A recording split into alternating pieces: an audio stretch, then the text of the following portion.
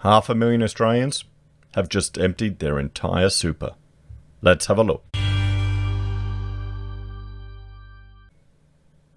Hello everyone, Florian.heise here, and welcome to another episode of HeiseSays. I have my stein of coffee that I'm still working through. And I thought we'd have a look at this article from news.com.au discussing, well, the superannuation access scheme that we have at the moment.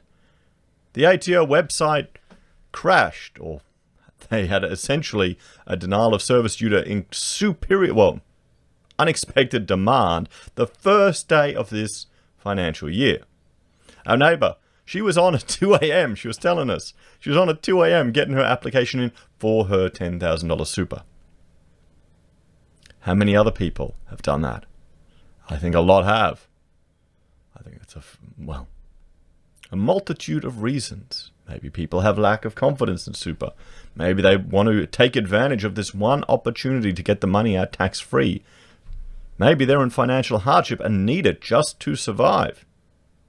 Maybe they feel safer having actual access to that cash if things go wrong moving forward. Remember, it's your money. It's your money. While the unions and the banks want to control it, it is your money. So let's have a look. Almost 500,000 Australians, 500,000 Australians have cleared out their superannuation accounts.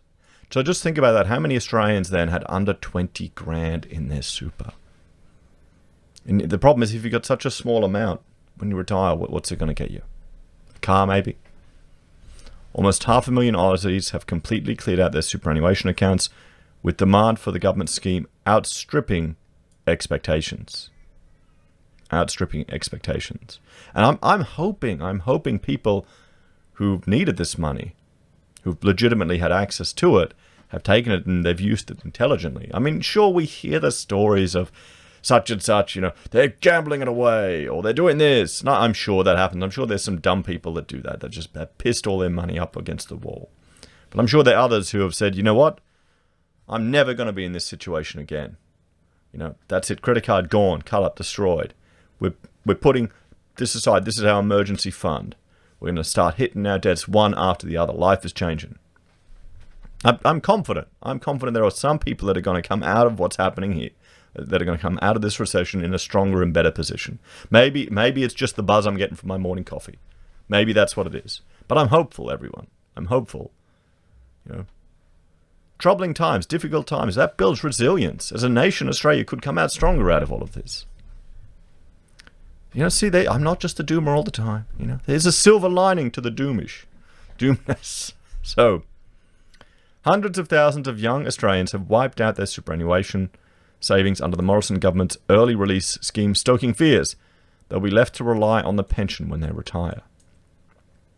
Okay, well, there will be, say you take out 20 grand, then you pile it back in a year's time, or maybe they invest it, or maybe they use it to buy a home and pay that home off. So you're better off if you're on if you're on the pension, you're better off if you've got your own home until they introduce land tax, and if you own it outright than if you don't, all things being equal.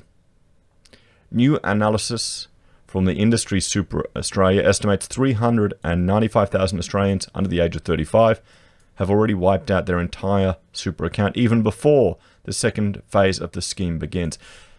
So, damn, 400,000 people had less than 10 grand in their super at age 35.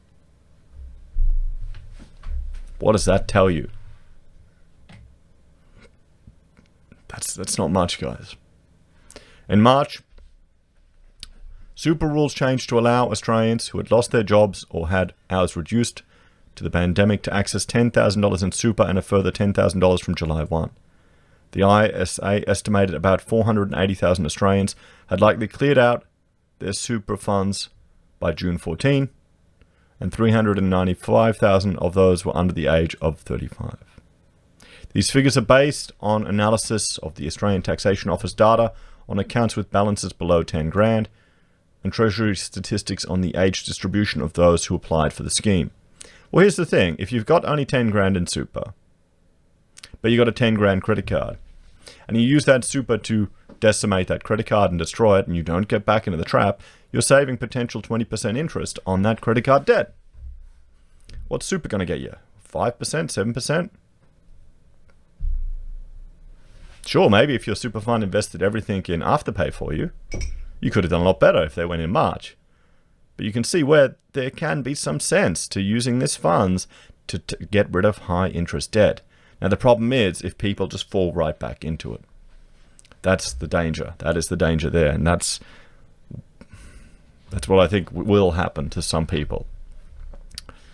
On average, about 15% of Australian workers have accessed their super early.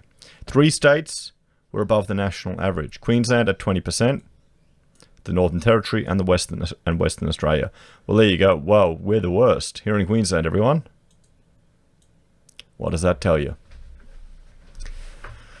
Either we don't trust, we're extra distrustful of government and superannuation, or Queensland is feeling it. Only 8% of the ACT workers access their super early. Well, that's the Australian bureaucratic capital.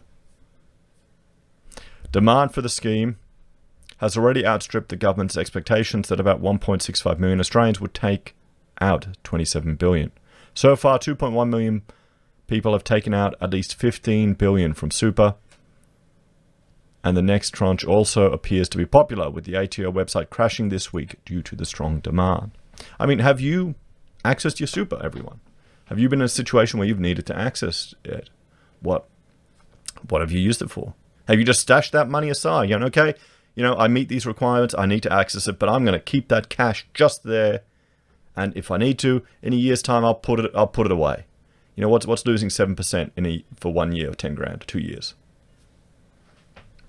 I can see someone doing that strategy, and just the stress relief of having a cash buffer, an emergency fund that you can access, that if something comes up, that, I think that's worth the lost interest for a year or two.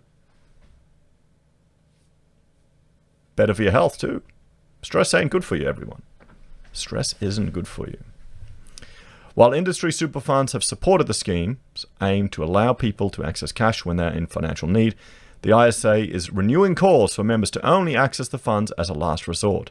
Amid troubling reports, the money is being used to gamble, buy alcohol, and other discretionary spending. And I've looked at that in a previous video. The examples are quite low as a proportion of people.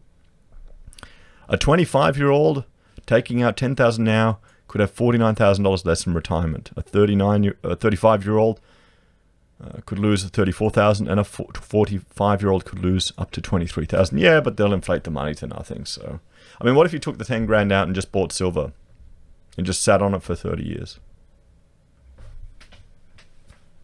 Or gold? Or even you put it in crypto. I'm sure there's some people that did that. Or what if you went and put it into dividend earning shares yourself, and then you didn't have to pay the management fees? There are also concerns that calls to dump the increase to the super range from 9.5% to 12% by 2025 will make workers more reliant on the age pension. Now here's the thing, guys. This increase in super, if your package is above the award, which most people would be, and your employer can't afford to give you a pay rise, which this is, they're just going to take it out of your take-home pay. So it's literally going to affect the amount of money that workers can save or can spend. This is forced saving by the state into the hands of the big union and the banks. That's my issue with it. Otherwise, I like the tax advantages. There's all certain financial advantages to super, but my issue is that you're forced to do it. That's what I don't like. To have hundreds of thousands wiping out their savings midway through their life is a tragedy waiting to happen, and it will affect everyone. Every Australian deserves a good life in retirement, not just scraping by on the pension, ISA Chief Executive Bernie Dean says. Now this is the bullshit, honestly, the bullshit entitlement I'm seeing everywhere. Like, everyone deserves this, everyone deserves that, everyone deserves this or the other. People don't deserve anything. You've got to work for stuff. If you want it, if you want to have a good life, if you want to have a good retirement, if you want to have a house over your head, you got to get off your ass and work. I'm seeing this just... Is this a new thing, guys? Are people so entitled to think that people should just get these things? Or is this just leftism creeping through everywhere? No one deserves a house. No, sorry. No. If you want a house, you get it. You work for it. No one deserves food. Those who don't work shouldn't eat. That's ancient knowledge there. Passed down from generation to generation, everyone. Work is good for the soul. But, yeah, no, maybe that's too pushing this bad wagon of personal responsibility. We can't have that, Florian. What are you doing? Bloody hell. The Prime Minister and the Treasurer must stick by their promise to increase the super rate because it will help us increase our fees that we can charge to members and lock more of their resources up to fund unions and the Labour Party. Sorry, I may have added a bit more to his statement there, but I think that probably entails a little bit more what they're saying. And then the banks would go, we need to increase those fees so we can get more money to buy our gold-plated cigar holders or whatever the hell we buy. This is the thing. Increased funding, funding going into super increases the fees they can charge. It is going to affect their future revenue. There you go. But anyway, we'll go back to his actual quote. The Prime Minister and Treasurer must stick by their promise to increase the super rate because it's critical to helping these people rebuild savings they've wiped out and avoid tax hikes on working people to prop up more people drawing a full-time pension. What we're going to have is, well, people can just put more money in themselves. People can put more money in themselves. But why don't they want to? Well, because they're probably struggling to save up a deposit for a bloody house. And they want a house. They want a home. Let me know your thoughts and opinions in the comments below, everyone. Thanks for watching. Please like, share, and subscribe to the channel. What do you think? Do you think it's a tragedy that 500,000 Australians have wiped out their super? Is this telling us that times are a lot tougher than we've expected? Or are people just wanting to have that cash on hand as an emergency reserve, or using it to try and take advantage of the declines in the housing market? As always, share your opinions below. If you're a fan of the channel and want to help support the content I create here, there are a few ways you can. You can join the channel on YouTube or Patreon. You can support us via using our affiliate links at Amazon or eBay or Independent Reserve and Kucoin. You can buy our merch from HeiseSays. You can support us via PayPal or via Gold Pass from the Perth Mint. Thanks, everyone. I'll see you next time.